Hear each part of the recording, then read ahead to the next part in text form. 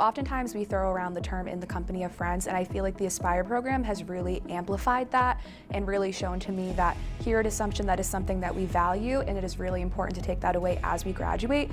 Seeing alumni and seeing how they practice that in their professions is super helpful and allows me to kind of base my self-morals and how I act on the Assumption campus and mirror that when I enter my future career.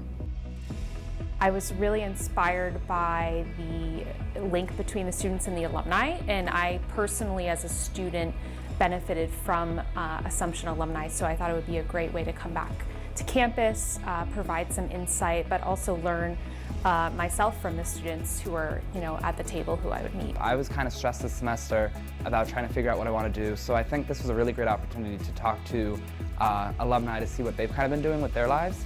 And I've actually been really fortunate enough with the Aspire program because I was able to network with some current alum who were able to get me connected for an internship. If you love to dive deep into things, if you like meeting new people, networking, that's all involved. It's far beyond, I would say, like a networking event, which I find to be a lot more casual.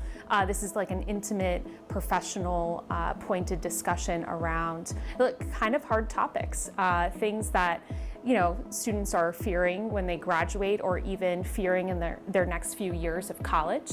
And I think folks that do attend these events on the alumni side are eager to meet students and perhaps form relationships beyond the event itself.